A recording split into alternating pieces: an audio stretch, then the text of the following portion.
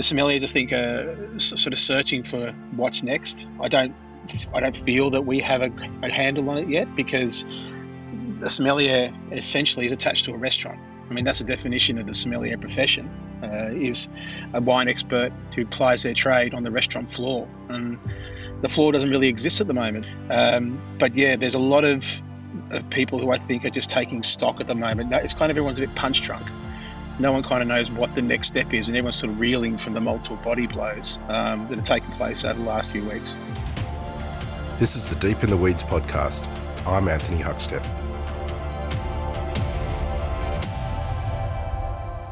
I'd make the world's worst waiter.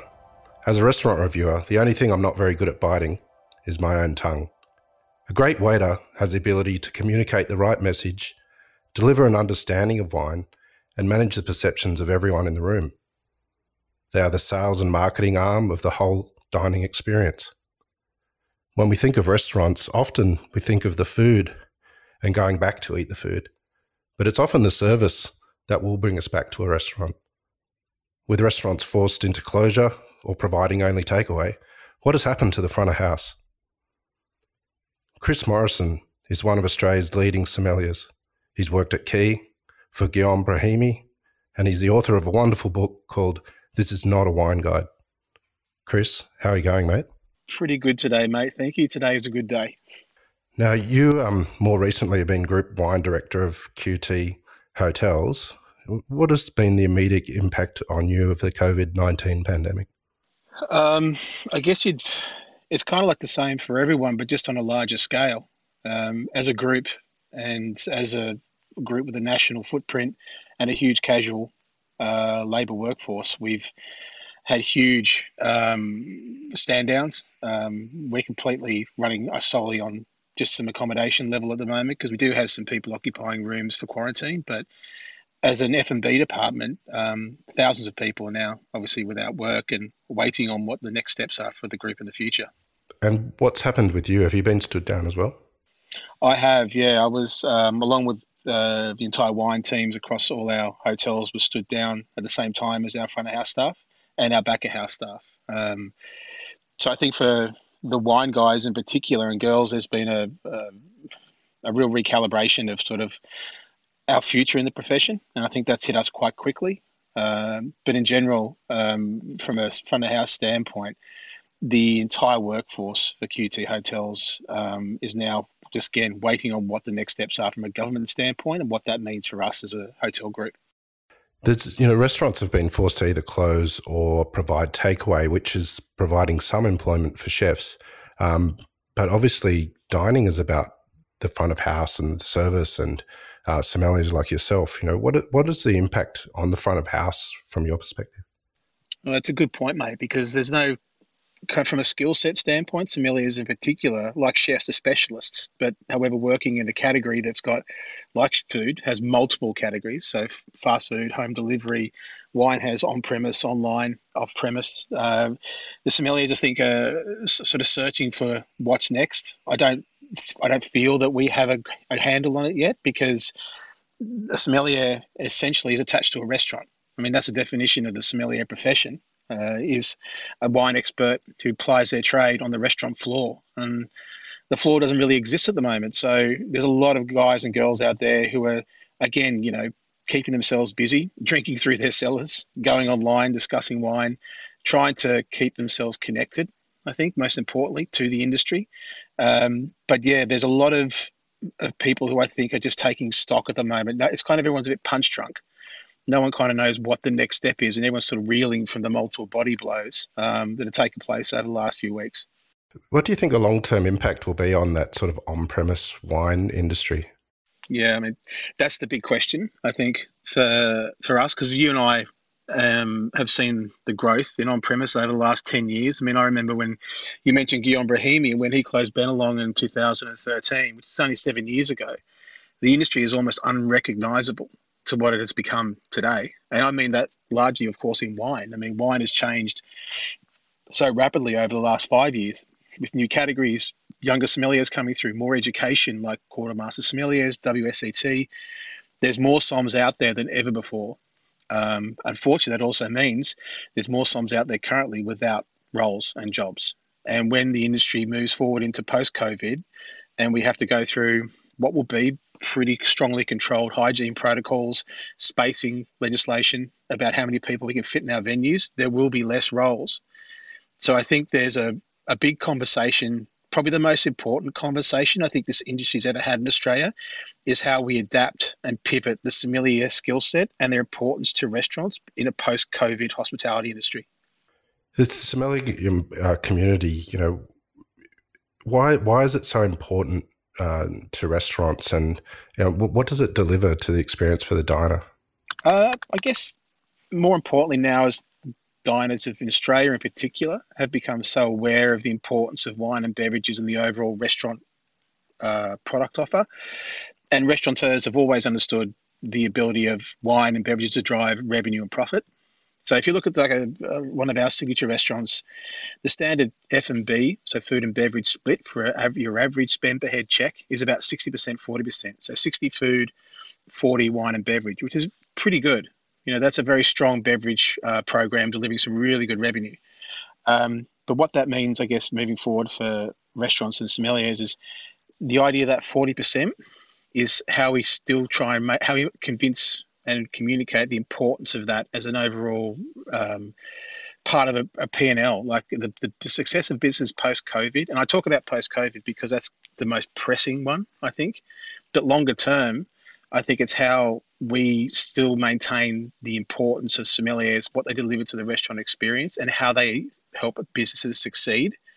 I think that's going to be the big conversation for us, because we focus a lot on reviews online, we focus a lot on our expertise and wine knowledge, but we still don't focus enough on how much the sommelier skill set is business management, is marketing, is sales as well, of course, is training and development. Like all these things add a huge weight to the overall restaurant experience. And I think that's what the sommeliers, I think in general, will have to have a big chat about, because that's what's going to be the thing that separates us out from the rest of the field in the future. One of the things that I've always admired of you, and I've enjoyed your hospitality in many restaurants since I've known you, and is your ability to take intimidation out of that wine experience for guests. And I just wonder, why did you get into the game? And you clearly love it so much. I was I think like a lot like a lot of people, I was kind of forced into it. I was about 18, 19, and I was kind of lost. And I'm your classic hospitality like personality profile. I was completely lost. I had no idea what I wanted to do. And I sort of fell into restaurants because, and this is the thing, right? Like the restaurants for me, it's not so much about what's on a plate and in a glass. What makes restaurants, the connective tissue in restaurants is the humanity in it, like the human experience. And I think for me, that's what attracted me to it. The fact that when I needed a home and I needed a family, a restaurant gave both those things to me. And I think that's why I love it so much, is because for me, a restaurant's a home. It's not a building with a business hold bricks and mortar. It's people and relationships. And I think that's what I got into it and what still keeps me into it. And I guess in regards to wine, that's what I wanted the restaurant wine experience to always be about, is not so much about the bottle backwards, so the bottle, and then you talk about vintage and variety and region and tasting notes and scores sometimes. What you want to do in a restaurant is take the bottle forward. You want to talk about the moment, the occasion, the food you're eating, where you are, why you're there. Like those things to me make wine an actual experience rather than just a drink. And I think that's also going to be more important in the future, because that human connection, that humanity, which makes hospitality so unique, is I think now it's been taken from us. We realize how much we need it and how much we miss it. There was a really good point that you put in there, and it's something that you covered extensively in your book, is the connection that wine has with food and with experiences. And do you want to just tell us a bit about how you see wine's role with food? Yeah, I'm not classically trained, so I've done CMS. I did my WSET in 1999 when it was on stone tablets. So I haven't got like this kind of contemporary education that a lot of my colleagues have. But I guess what I learned early on was that very human experience we just talked about, if you make it about that, suddenly it becomes about the reasons why someone's in your restaurant. and largely there to eat. Wine sort of comes along for the ride. And I think the idea that trying to remove so much of the language and so much of the mysticism around wine that made people like, I can remember people's faces when I would walk towards them in a restaurant with a wine list in my hand, and the terror you could just read on their faces that I was going to stop, like a teacher with a detention slip walking through class. Like, you just think they're going to stop. He's going to talk to me. He's going to talk to me. I don't want to talk to him. And then I go, hi, how are you? Good to see you. Welcome. And you can see them start to relax a little bit.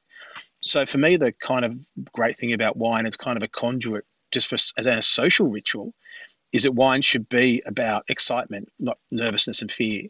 And if you can get someone excited about wine, and that's the trick, right? Like, there's no book that teaches you that. It's experience on a restaurant floor, and it's a sense of humanity, and it's a sense of wanting to serve. And I think that's what makes great hospitality such a unique profession, is because not everyone has that. Not everyone wants to serve someone else just for the pure feeling of serving them makes that person feel better. And I think that's what I loved about applying that to wine, because that's when I have the best results. And I don't mean just in sales. I mean that person lights up, because the restaurant floor is still the best place in the world to sell wine, because the results are so immediate. And to your point, mate, as a sommelier, the only way you can alter a wine is with food. Like, that's the only way you can shift texture, flavor, even aroma, is with food. Like, all the work for sommeliers has already been done. We're just going to pull a cork and pour it, not stuff it up. But if we get food in play, that's when you start to see that craft, that bit of magic that a som brings, that 1+1=3. And I think that's when people look at you as a sommelier and go like, I get it now. I get it. So I think that's what I love about not just working in the profession, but mentoring younger sommeliers and trying to get them on board with that same mindset.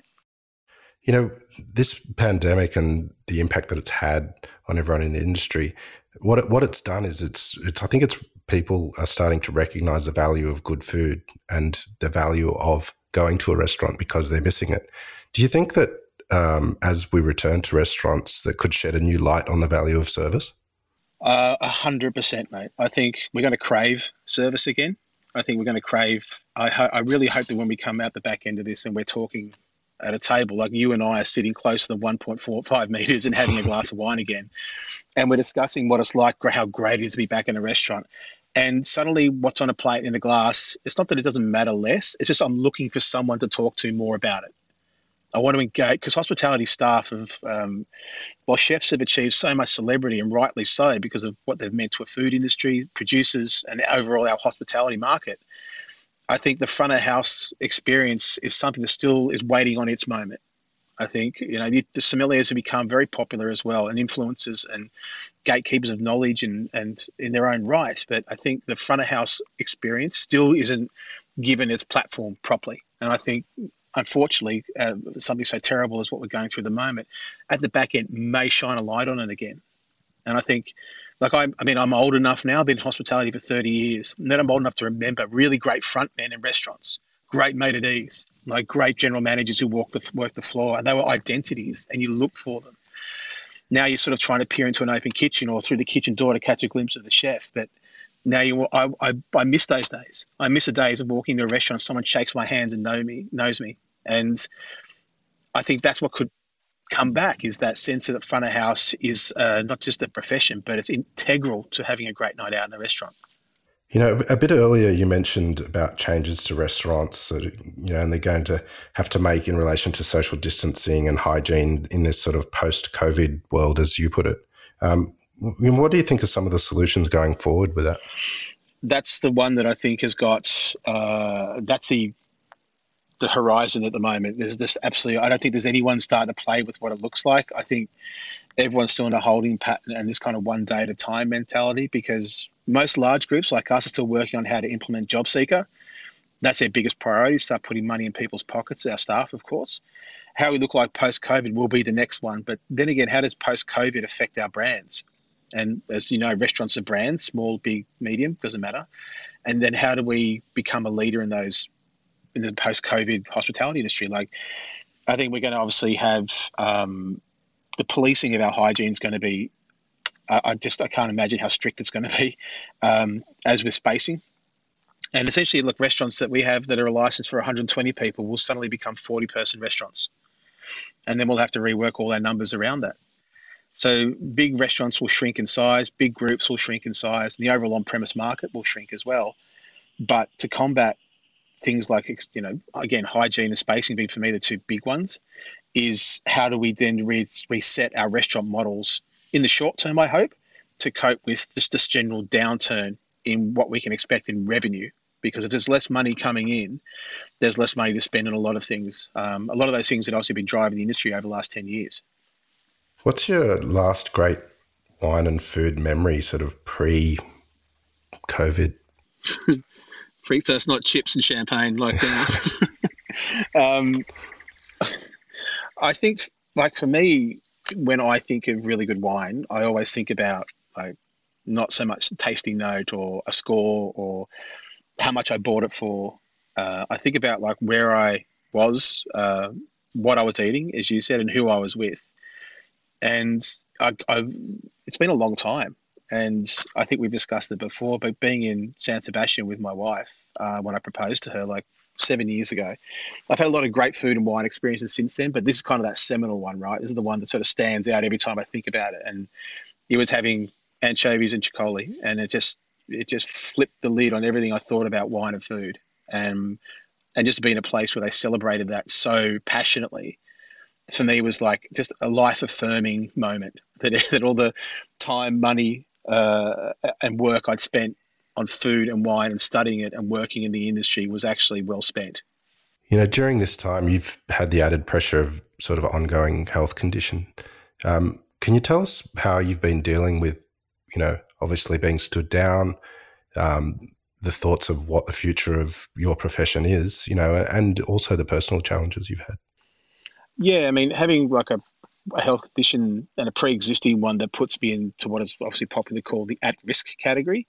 Um, I've been there before. Like when I first started suffering from my health conditions, I needed to take a long look at the role of the sommelier. I had to reevaluate my place in an industry that was in a way killing me. And I had to sort of make a hard call on what I would need to do to change and adapt if I was to kind of stay working in something that I had started as a kind of, as I said, as an accident, but I'd grown to love like passionately. Um, but I didn't talk to anyone. I lied about my health and I hid it behind, she'll be right, mate, kind of approach. I didn't reach out to anyone. And then when I did, I was kind of forced, I was forced to reach out because my health deteriorated so much that it was kind of obvious I was suffering. I was then given so much support and so much kindness and understanding that, yeah, it became, I kind of regretted not reaching out. And now, sort of in this kind of new world order where, again, I'm at risk. And again, I find myself asking kind of those terrifying questions that I guess a lot of people, not just the at risk category people, are about what do I do now? I find myself reaching out more, and I find that's giving me hope. So I think that kind of feeling of hope. And I'm in part of an industry, and I'm in an industry that cares for its people and doesn't discard them. And I think my advice as someone who's known the price of not reaching out, I would say to anyone who's feeling like they can't, please reach out. There's help there for you. Mate, what would you say to younger people as well that are sort of struggling at the moment, probably jumping into this career for the first, early years of their career? You've been around a bit longer like I have. What would you say to the young kids that are sort of maybe a bit disillusioned by what's going on? I mean, like going back to just when we first started chatting, like I said, I didn't study, like I didn't use textbooks. I was extremely, extremely fortunate because I was mentored. I found people who were experienced hospitality workers back in the late 80s, early 90s when I started, and I was very fortunate to be taken under their wing. And, whilst they weren't, they weren't angels and they were definitely misbehaving, they were also giving me nuggets of advice, guidance, principles, values that I still refer to today. It was my most important education was to be mentored by someone because, believe me, getting your information from, social media online is going to mess with your head. what you need, especially as a hospitality professional, especially as a young one. And I look at the younger people who've succeeded. It's not because they were trained well, it's because they were mentored. It's because they had someone to guide them. And I think that's kind of been lost in hospitality a bit.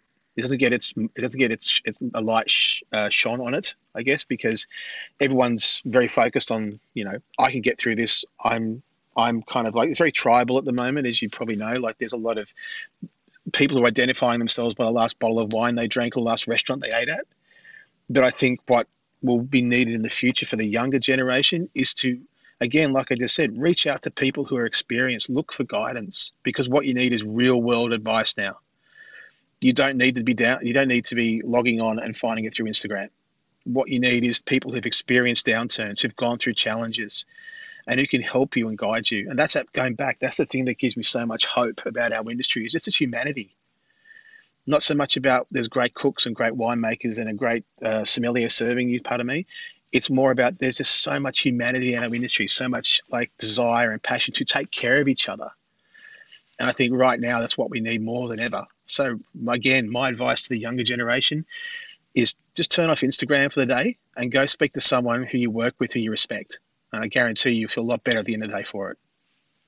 There's been a common thread through a lot of the discussions I've had with people on this series, and it sort of revolves around the fact that there's lots of issues in the hospitality industry, and that this may actually be an opportunity to solve some of those and create a new dawn and a better hospitality industry. There's some things that you think you'd like to see gone and things that you'd like to see blossom.